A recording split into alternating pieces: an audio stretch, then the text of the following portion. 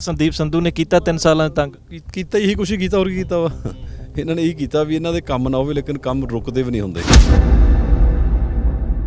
ਜਿੰਨੇ ਗੈਂਗਸਟਰ ਆ ਪੰਜਾਬ ਦੇ ਤੇ ਉਹ ਸਾਰੇ ਇੱਥੇ ਇਕੱਠੇ ਕੀਤੇ ਸੀ, ਸਾਰੀ ਪੁਲਿਸ ਪੰਜਾਬ ਦੀ ਇੱਥੇ ਲੱਗੀ ਸੀ।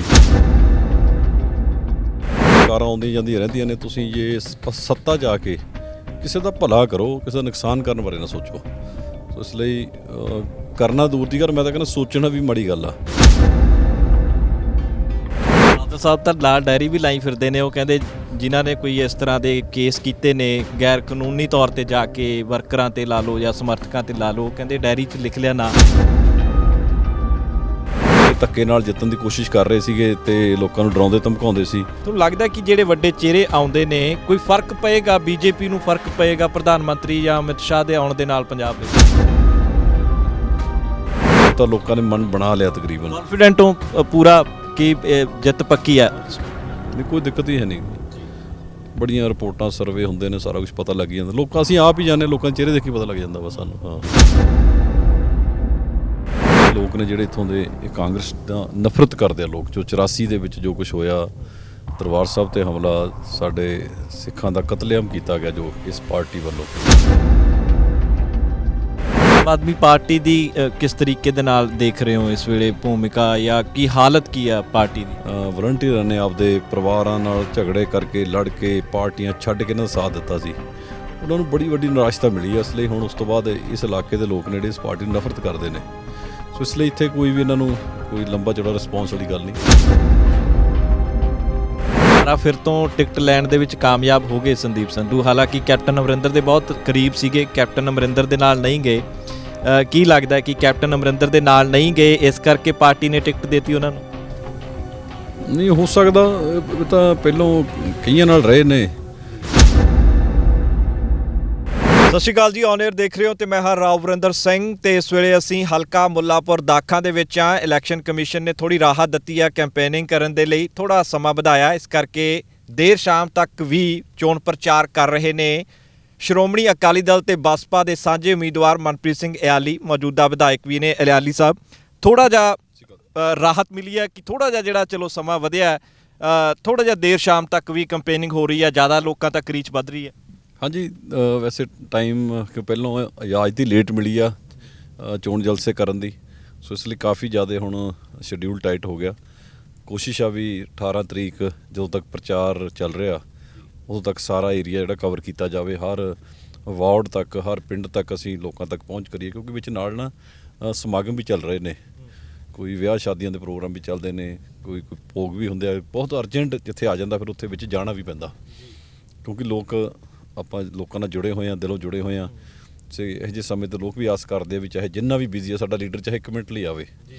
ਸੋ ਕਾਫੀ ਬਿਜ਼ੀ ਚੱਲ ਰਿਹਾ ਸ਼ਡਿਊਲ, ਤੇ ਆਹੀ ਦਿਨ ਨੇ ਮਿਹਨਤ ਕਰਨ ਦੇ। ਤੇ ਅਸੀਂ ਪੂਰਾ ਜਿੰਨਾ ਵੀ ਹੋ ਸਕਦਾ ਵੱਧ ਤੋਂ ਵੱਧ ਅਸੀਂ ਮਿਹਨਤ ਕਰ ਰਹੇ ਹਾਂ, ਤੇ ਬਾਕੀ ਸਾਰਾ ਲੋਕਾਂ ਦੇ ਹੱਥਾਂ, ਪਰਮਾਤਮਾ ਦੇ ਹੱਥਾਂ।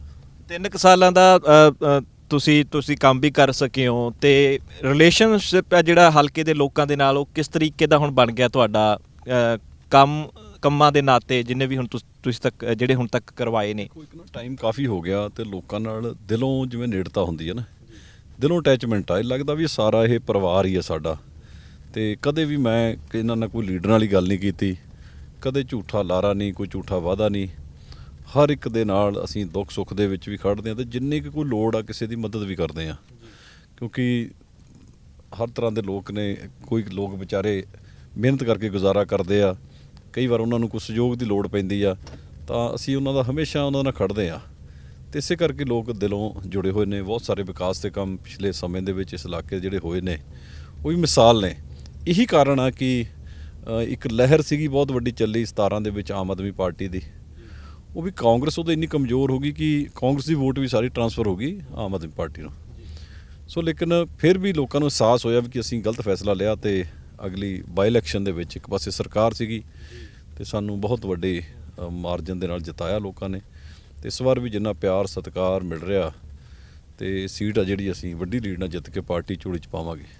ਇਆਲੀ ਸਾਹਿਬ, ਤੁਹਾਨੂੰ ਨਹੀਂ ਲੱਗਦਾ ਕਿ ਤੁਹਾਡੇ ਹਲਕੇ ਦੇ ਜਿਹੜੇ ਲੋਕ ਨੇ ਬੜੇ ਮੂਡੀ ਨੇ, ਮਜਾਜੀ ਜੇ ਲੱਗਦੇ ਆ? 2017 ਦੇ ਵਿੱਚ ਵੱਡੀ ਲੀਡ ਦਵਾਈ ਆਮ ਆਦਮੀ ਪਾਰਟੀ ਨੂੰ, ਫੁਲਕਾ ਸਾਹਿਬ ਛੱਡ ਕੇ ਚਲੇ ਗਏ। 2019 ਦੇ ਵਿੱਚ ਤੁਹਾਨੂੰ ਲੀਡ ਦਵਾ ਕੇ ਤੁਹਾਨੂੰ ਜਿਤਾ ਦਿੱਤਾ। ਹੁਣ ਕਿਸ ਤਰੀਕੇ ਦਾ ਮਜਾਜ ਆ ਹਲਕੇ ਦਾ, ਕਿਉਂਕਿ ਤੁਸੀਂ ਤਾਂ ਵਿਚਰ ਹੀ ਰਹੇ ਹੋ ਪਿਛਲੇ 1.5 ਮਹੀਨੇ ਤੋਂ ਜ਼ਿਆਦਾ ਤੋਂ ਹੀ ਵਿਚਰ ਰਹੇ ਹੋ। ਹੁਣ ਤਾਂ ਬਾਈ ਇਲੈਕਸ਼ਨ ਨਾਲ ਵੀ ਕਾਫੀ ਵੱਡੀ ਲੀਡ ਤੇ ਜਿੱਤ ਹਾਸਲ ਕਰਾਂਗੇ, ਕਾਫੀ ਵੱਡੀ ਲੀਡ ਤੇ ਜੋ ਅੱਜ ਦਾ ਮਾਹੌਲ ਆ, ਕਿਉਂਕਿ ਉਦੋਂ ਤਾਂ ਬੜਾ ਸਰਕਾਰ ਦਾ ਦਬਾਅ ਸੀਗਾ ਲੋਕਾਂ ਤੇ, ਡਰਾਇਆ ਧਮਕਾਇਆ ਗਿਆ ਸੀਗਾ, 2.5 ਸਾਲ ਸਰਕਾਰ ਦੇ ਵੀ ਰਹਿੰਦੇ ਸੀ। ਪਰ ਹੁਣ ਤਾਂ ਲੋਕਾਂ ਨੂੰ ਬੜੀ ਜਨਰਲ ਇਲੈਕਸ਼ਨ ਸ਼ਾਂਤਮਈ ਹੋ ਰਹੀ ਆ ਤੇ ਲੋਕ ਬੜਾ ਸੋਚ ਸਮਝ ਕੇ ਜਿਹਨਾਂ ਨੇ ਅੱਗੇ ਦਬਾ ਰਿਹਾ ਉਹ ਵੀ ਲੋਕ ਇਸ ਵਾਰ ਪੂਰਾ ਸਾਡਾ ਸਾਥ ਦੇ ਰਹੇ, ਬਹੁਤ ਵੱਡੀ ਲੀਡ ਨਾਲ ਜਿੱਤ ਹਾਸਲ ਕਰਾਂਗੇ। ਉਦੋਂ ਬਾਈ ਇਲੈਕਸ਼ਨ ਦੇ ਵਿੱਚ ਅਸੀਂ ਦੇਖਿਆ ਸੀ ਕਿ ਤੁਸੀਂ ਆਪ ਵੀ ਆਪਣੇ ਵਰਕਰਾਂ ਦੇ ਨਾਲ ਗਸ਼ਤ ਵੀ ਕਰਦੇ ਸੀ, ਤੁਸੀਂ ਕੁਝ ਬਹੁਤ ਸਾਰੇ ਬਾਹਰੀ ਜਿਹੜੇ ਲੋਕ ਸੀ ਹਲਕੇ 'ਚ ਆਏ ਹੋਏ ਉਹਨਾਂ ਨੂੰ ਵੀ ਫੜਿਆ ਸੀ, ਤੁਸੀਂ ਸ਼ਿਕਾਇਤ ਵੀ ਕਰਦੇ ਰਹੇ ਐਸਐਸਪੀ ਨੂੰ। ਤੇ ਇਸ ਵੇਲੇ ਹਾਲਾਤ ਤੁਹਾਨੂੰ ਅਨੁਕੂਲ ਲੱਗ ਰਹੇ ਨੇ? ਇਸ ਵੇਲੇ ਉਹ ਹਾਲਾਤ ਤਾਂ ਨਹੀਂ ਬਣ ਜਾਣਗੇ ਕਿਤੇ ਫੇਰ ਬਾਹਰੀ ਲੋਕ ਆ ਜਾਣਗੇ? ਨਹੀਂ, ਹੁਣ ਕਿਤੇ ਬਾਹਰੀ ਤਾਂ ਆਪਦੇ ਉਹ ਸਾਰੇ ਆਪਦੀ ਜਗ੍ਹਾ ਲੱਗੇ ਹੋਏ ਨੇ। ਉਹ ਤਾਂ ਇੱਕ ਜਗ੍ਹਾ ਇਲੈਕਸ਼ਨ ਜਿਵੇਂ 4 ਜਗ੍ਹਾ ਹੋ ਰਹੀ ਸੀ, ਪਰ ਸਾਰਾ ਫੋਕਸ ਇੱਥੇ ਸੀਗਾ ਕਿਉਂਕਿ ਉਹਨਾਂ ਨੂੰ ਪਤਾ ਸੀ ਸੀਟ ਹਾਰ ਰਹੇ ਆ। ਇਹ ਧੱਕੇ ਨਾਲ ਜਿੱਤਣ ਦੀ ਕੋਸ਼ਿਸ਼ ਕਰ ਰਹੇ ਸੀਗੇ ਤੇ ਲੋਕਾਂ ਨੂੰ ਡਰਾਉਂਦੇ ਧਮਕਾਉਂਦੇ ਸੀ। ਸੋ ਇਸੇ ਕਰਕੇ ਇੱਥੇ ਜਿੰਨੇ ਗੈਂਗਸਟਰ ਆ ਪੰਜਾਬ ਦੇ ਤੇ ਉਹ ਸਾਰੇ ਇੱਥੇ ਇਕੱਠੇ ਕੀਤੇ ਸੀ। ਸਾਰੀ ਪੁਲਿਸ ਪੰਜਾਬ ਦੀ ਤੇ ਲੱਗੀ ਸੀ, ਐਮਐਲਏ ਮੰਤਰੀ ਲੱਗੇ ਹੋਏ ਸੀ ਸਾਰੇ। ਤੇ ਲੇਕਿਨ ਹੁਣ ਤਾਂ ਸ਼ਾਂਤਮਈ ਵੋਟਾਂ ਪੈ ਰਹੀਆਂ ਨੇ ਤੇ ਲੋਕਾਂ ਨੂੰ ਹੋਰ ਵੀ ਬੜਾ ਸੌਖਾ ਹੈਗਾ ਉਹਨਾਂ ਨੂੰ ਵੋਟ ਪਾਉਣੀ। ਉਹ ਤਾਂ ਦਬਾਈ ਬਹੁਤ ਜ਼ਿਆਦਾ ਸੀਗਾ। ਕੈਪਟਨ ਸੰਦੀਪ ਸੰਧੂ ਨੂੰ ਕਿਵੇਂ ਦੇਖਦੇ ਹੋ? ਤੁਹਾਡੇ ਮੁਕਾਬਲੇ 'ਚ ਉਦੋਂ ਤੁਸੀਂ ਸ਼ਿਕਸਤ ਦਿੱਤੀ 19 ਦੇ ਵਿੱਚ, ਕਿ ਹੁਣ ਇੱਕ ਵਾਰ ਫਿਰ ਤੋਂ ਉਹੀ ਕੁਝ ਤੁਸੀਂ ਕਰਨ ਜਾ ਰਹੇ ਹੋ ਉਹਨਾਂ ਦੇ ਨਾਲ? ਕਾਂਗਰਸ ਆ ਜਿਹੜੀ ਇੱਥੋਂ ਨਹੀਂ ਜਿੱਤ ਸਕਦੀ। ਇਹਨਾਂ ਕੋਲ ਆਖਰੀ ਮੌਕਾ ਸੀ ਬਾਈ ਇਲੈਕਸ਼ਨ, ਜਦੋਂ ਇਹਨਾਂ ਕੋਲ ਮਸ਼ੀਨਰੀ ਸੀ ਉਦੋਂ ਨਹੀਂ ਜਿੱਤ ਸਕੇ ਤੇ ਹੁਣ ਤਾਂ ਸੋਚਣ ਬਣਾ। ਇਹ ਲੋਕ ਨੇ ਜਿਹੜੇ ਇੱਥੋਂ ਦੇ, ਇਹ ਕਾਂਗਰਸ ਦਾ ਨਫ਼ਰਤ ਕਰਦੇ ਆ ਲੋਕ। ਜੋ 84 ਦੇ ਵਿੱਚ ਜੋ ਕੁਝ ਹੋਇਆ, ਦਰਬਾਰ ਸਾਹਿਬ ਤੇ ਹਮਲਾ, ਸਾਡੇ ਸਿੱਖਾਂ ਦਾ ਕਤਲੇਆਮ ਕੀਤਾ ਗਿਆ ਜੋ ਇਸ ਪਾਰਟੀ ਵੱਲੋਂ, ਇਸ ਨੂੰ ਕਦੇ ਵੀ ਸਾਡੇ ਇਲਾਕਾ ਜਿਹੜਾ ਪੰਥਕ ਬੈਲਟ ਆ, ਅਕਾਲੀ ਦਲ ਦਾ ਗੜ੍ਹ ਇਲਾਕਾ, ਕਦੇ ਵੀ ਇਹਨਾਂ ਨੂੰ ਮਾਫ ਨਹੀਂ ਕਰਨਗੇ। ਤੇ ਲੀਡ ਵਧੇਗੀ 66,000 ਤੇ 51,000 ਦਾ ਜਿਹੜਾ ਸੀ 5,000 5,500 ਦਾ ਫਰਕ ਸੀ। ਲੱਗਦਾ ਕਿ ਇਸ ਵਾਰ ਲੀਡ ਵਧਾ ਪਾਓਗੇ ਤੁਸੀਂ? ਨਹੀਂ, ਵੱਧ ਜਾਊਗੀ, ਆਪੇ ਵੱਧ ਜਾਣੀ ਆ, ਕਾਫੀ ਲੀਡ ਵੱਧ ਜਾਣੀ ਆ, ਕਿਉਂਕਿ ਉਦੋਂ ਤਾਂ ਇਹਨਾਂ ਨੂੰ 52,000 ਵੋਟ ਸਰਕਾਰ ਕਰਕੇ ਪਈ ਸੀਗੀ। ਹੁਣ ਤਾਂ 40 ਚੂੜੀ ਟੱਪ ਜਾਣ ਬਹੁਤ ਵੱਡੀ ਗੱਲ ਆ, 40 ਤੱਕ ਹੀ ਟੱਚ ਕਰ ਜਾਣ। ਦੁਬਾਰਾ ਫਿਰ ਤੋਂ ਟਿਕਟ ਲੈਣ ਦੇ ਵਿੱਚ ਕਾਮਯਾਬ ਹੋ ਗਏ ਸੰਦੀਪ ਸੰਧੂ, ਹਾਲਾਂਕਿ ਕੈਪਟਨ ਅਮਰਿੰਦਰ ਦੇ ਬਹੁਤ ਕਰੀਬ ਸੀਗੇ, ਕੈਪਟਨ ਅਮਰਿੰਦਰ ਦੇ ਨਾਲ ਨਹੀਂ ਗਏ। ਕੀ ਲੱਗਦਾ ਕਿ ਕੈਪਟਨ ਅਮਰਿੰਦਰ ਦੇ ਨਾਲ ਨਹੀਂ ਗਏ ਇਸ ਕਰਕੇ ਪਾਰਟੀ ਨੇ ਟਿਕਟ ਦੇਤੀ ਉਹਨਾਂ ਨੂੰ? ਨਹੀਂ ਹੋ ਸਕਦਾ, ਇਹ ਤਾਂ ਪਹਿਲੋਂ ਕਈਆਂ ਨਾਲ ਰਹੇ ਨੇ, ਸੋ ਇਹ ਆਪ ਦਾ ਦੇਖਦੇ ਆ ਵੀ ਸਾਡਾ ਫਾਇਦਾ ਕਿੱਥੇ ਹੈ। ਇਹਨਾਂ ਨੇ ਕਿਸੇ ਨਾ ਕੋਈ ਸਟੈਂਡ ਤਾਂ ਹੈ ਨਹੀਂ ਗਾ, ਲੇਕਿਨ ਜੋ ਵੀ ਫੈਸਲਾ ਲਿਆ ਇਹਨਾਂ ਨੂੰ ਪਤਾ ਹੋਊਗਾ ਕੀ ਸੋਚ ਕੇ ਲਿਆ। ਲੇਕਿਨ ਇੱਥੇ ਟਿਕਟ ਹੋਰ ਕੋਈ ਲੈਣ ਵਾਲਾ ਵੀ ਮੇਰੇ ਹਿਸਾਬ ਨਾਲ ਤਾਂ ਹੈ ਨਹੀਂ ਸੀਗਾ। ਇੱਥੇ ਟਿਕਟ ਮੇਰੇ ਕੋਲ ਕੋਈ ਲੈਣ ਨਹੀਂ, ਕਾਂਗਰਸ ਦੇ ਕੋਲ ਹੋਰ ਕੋਈ ਹੈ ਹੀ ਨਹੀਂ ਸੀਗਾ ਉਮੀਦਵਾਰ, ਸਮਝਦਾ ਕਿ ਹੋਰ ਸੀਗਾ ਕੋਈ ਉਮੀਦਵਾਰ। ਹਾਂ, ਤੇ ਤਕਰੀਬਨ ਅਲੀ ਸਾਹਿਬ ਕਾਫੀ ਤਸਵੀਰਾਂ ਜਿਹੜੀਆਂ ਨੇ ਸੀਐਮ ਚਿਹਰੇ ਦੀਆਂ ਸਾਹਮਣੇ ਆ ਚੁੱਕੀਆਂ ਨੇ। ਤੁਹਾਡੀ ਪਾਰਟੀ ਦੇ ਪ੍ਰਧਾਨ ਸਾਹਿਬ ਵੀ ਸੁਖਬੀਰ ਸਿੰਘ ਬਾਦਲ ਹੀ ਅੱਗੇ ਨੇ। ਆਮ ਆਦਮੀ ਪਾਰਟੀ ਨੇ ਭਗਵੰਤ ਮਾਨ ਨੂੰ ਅਨਾਉਂਸ ਕੀਤਾ, ਕਾਲੀ ਦੇ ਵਿੱਚ ਫਿਰ ਕਾਂਗਰਸ ਵੀ ਜਿਹੜਾ ਚਰਨਜੀਤ ਸਿੰਘ ਚੰਨੀ ਨੂੰ ਲੈ ਆਈ ਹੈ। ਤੁਹਾਨੂੰ ਲੱਗਦਾ ਕਿ ਇਹ ਚੀਜ਼ਾਂ ਦੇ ਨਾਲ ਫਰਕ ਪਏਗਾ, ਕੋਈ ਵੋਟਰਾਂ ਦੇ ਮਨਾਂ ਤੇ ਫਰਕ ਪੈਂਦਾ?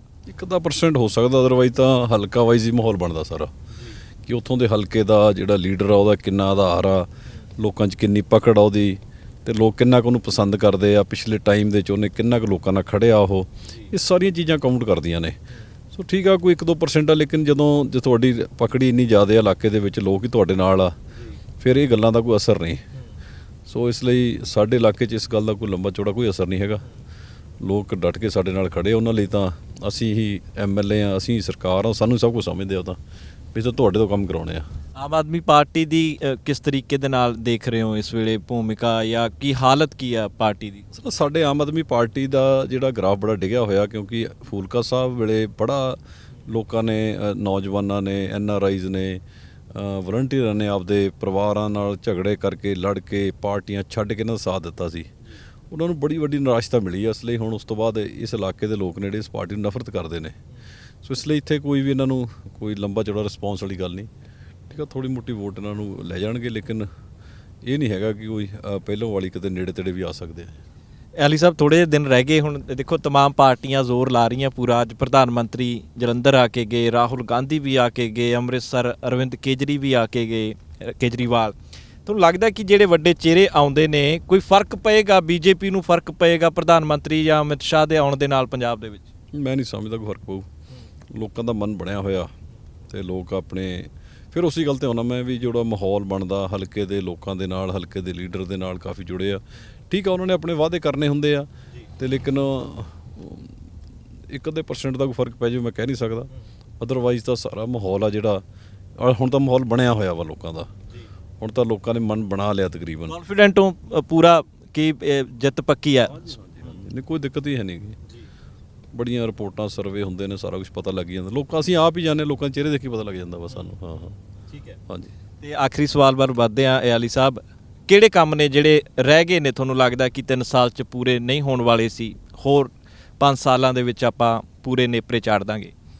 ਦੇਖੋ ਵੈਸੇ ਤਾਂ ਕੰਮ ਤਾਂ ਚੱਲੀ ਜਾਂਦੇ ਰਹਿੰਦੇ ਆ ਨਾ, ਪਹਿਲਾਂ ਗਲੀਆਂ ਇੱਟਾਂ ਦੀਆਂ ਬਣੀਆਂ, ਫਿਰ ਇੰਟਰਲੋਕਿੰਗ ਦੇ ਬਣ ਰਹੀਆਂ ਨੇ, ਕਿਤੇ ਕੁਛ ਆਪਣਾ ਦੀ ਸਫਾਈ ਹੋਣ ਵਾਲੀ ਆ, ਨਿਕਾਸੀ ਦੇ ਪ੍ਰਬੰਧ ਹੋਰ ਠੀਕ ਹੋਣ ਵਾਲੇ ਨੇ, ਕਿਤੇ ਗਲੀਆਂ ਕੋ ਬਣਨ ਵਾਲੀਆਂ ਨੇ।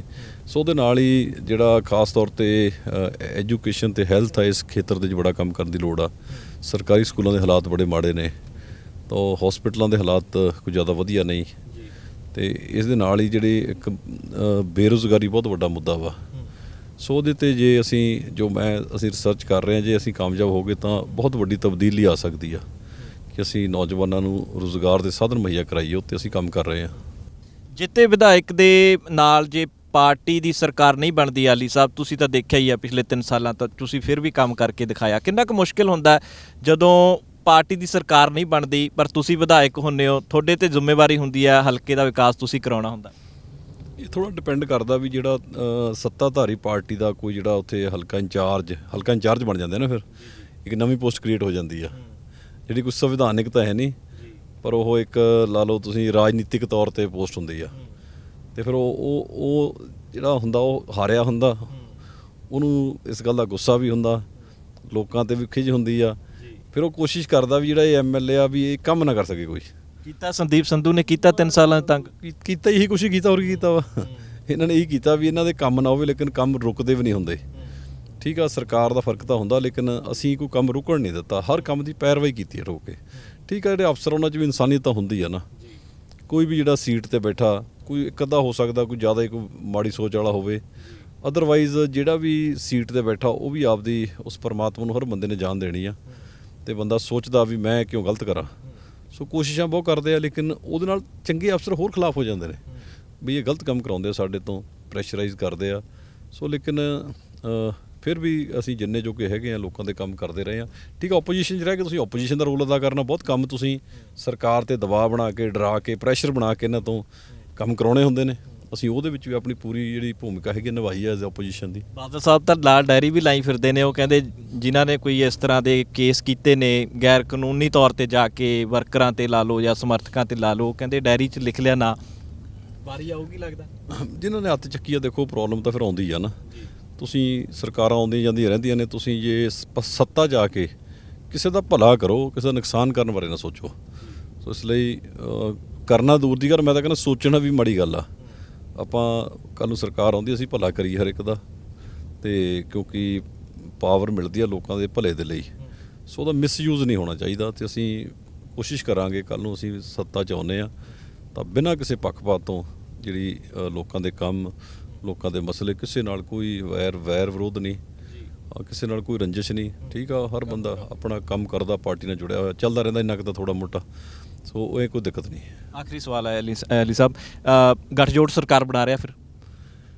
ਦੇਖੋ ਬਾਕੀ ਦਾ ਰਿਜ਼ਲਟ ਇਹਦੇ ਪਤਾ ਲੱਗੂ, ਪਰ ਸਾਨੂੰ ਤਾਂ ਕਾਫੀ ਪੋਜ਼ਿਟਿਵ ਲੱਗਦਾ, ਮਾਹੌਲ ਬਣ ਰਿਹਾ ਵਾ। ਹਾਂਜੀ ਹਾਂਜੀ, ਬਹੁਤ ਬਹੁਤ ਧੰਨਵਾਦ ਸਮਾਂ ਦੇਣ। ਥੈਂਕ ਯੂ ਜੀ। ਸੋ ਮਨਪ੍ਰੀਤ ਸਿੰਘ ਗਿਆਲੀ ਮੁੱਲਾਪੁਰ ਦਾਖਾਂ ਦੇ ਮੌਜੂਦਾ ਵਿਧਾਇਕ ਨੇ, ਬੜਾ ਖੁੱਲ੍ਹ ਕੇ ਉਹਨਾਂ ਨੇ ਸਵਾਲਾਂ ਦੇ ਜਵਾਬ ਦਿੱਤੇ ਨੇ। ਇਹ ਵੀ ਦੱਸਿਆ ਕਿ ਜਦੋਂ ਵਿਧਾਇਕ ਜਿੱਤ ਜਾਂਦਾ ਪਰ ਵਿਧਾਇਕ ਦੀ ਪਾਰਟੀ ਵਾਲੀ ਸਰਕਾਰ ਨਹੀਂ ਬਣਦੀ ਤਾਂ ਫਿਰ ਦੂਸਰੀ ਪਾਰਟੀ ਦੇ ਹਲਕਾ ਇੰਚਾਰਜ ਲੱਗ ਕੇ ਕਿਸ ਤਰੀਕੇ ਦੇ ਨਾਲ ਵਿਕਾਸ ਕਾਰਜਾਂ ਦੇ ਵਿੱਚ ਇੱਕ ਅੜਿੱਕਾ ਅਡਾਉਂਦੇ ਨੇ। ਉਹ ਕਹਿੰਦੇ ਕਿ ਉਹ ਨਹੀਂ ਹੋਣਾ ਚਾਹੀਦਾ, ਸੋਚ ਬਦਲਣੀ ਚਾਹੀਦੀ ਆ।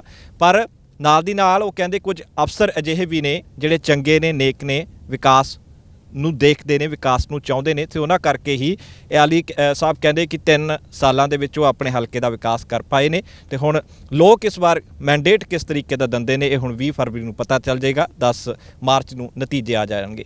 ਫਿਲਹਾਲ ਲਈ ਸਿਰਫ ਇੰਨਾ ਹੀ। ਮੇਰੇ ਸਾਥੀ ਮਲਕੀਤ ਸਿੰਘ ਦੇ ਨਾਲ ਰਾਵਰਿੰਦਰ ਸਿੰਘ, ਮੁੱਲਾਪੁਰ ਦਾਖਾਂ, ਔਨ ਏਅਰ।